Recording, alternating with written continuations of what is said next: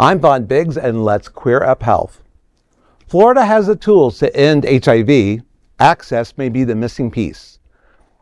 That is the exact tension outlined in a new article published this month in JAMA. The article describes pre-exposure prophylaxis, or PrEP, as one of the greatest inventions in medical history. When taken as prescribed, PrEP offers near complete protection against HIV, and the science keeps advancing. Today, we have more prevention options than ever before. We have daily oral PrEP, injectable PrEP every 2 months, and now a long-acting injectable option that only needs to be given twice a year. That is the promise.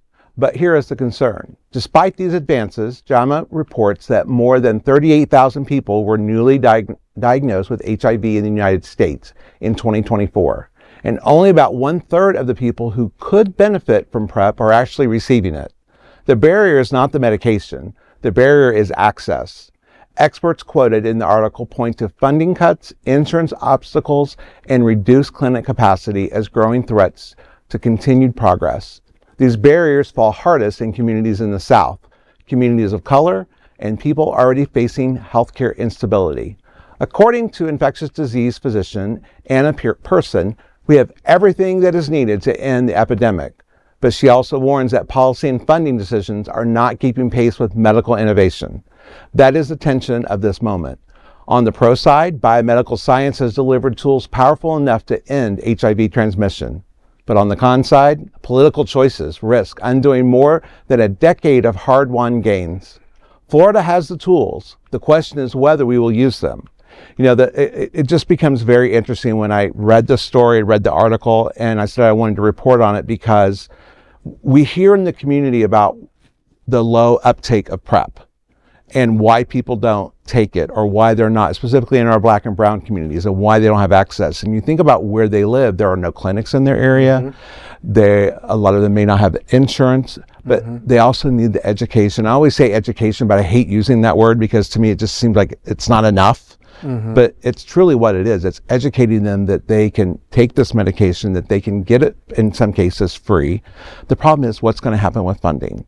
And the numbers continue to show the science is proven it will prevent. We've just got people to take it because we have too many people that are being newly diagnosed that should not be because the medication access is there. The access, the flow of information. The flow of information is really difficult for some people because you don't just get it online. You're just getting it from Facebook or Instagram. Right. There needs to be more flow from people that actually face-to-face talk, the interaction. So a lot of people get their information that way. And then some communities have misinformation. Right. And that's where some of the stigma comes, and they won't go to the doctor. Right. They won't try to get access to all this great medications that are out to help and support you. Right. So access to information is very much key to getting people out there and healthier. Another component of that is a lot of our doctors, because these are injectable medicines, right? And some of them, they have to be administered in the clinic. And that to have that access, not every doctor out in Broward County is doing injectable PrEP.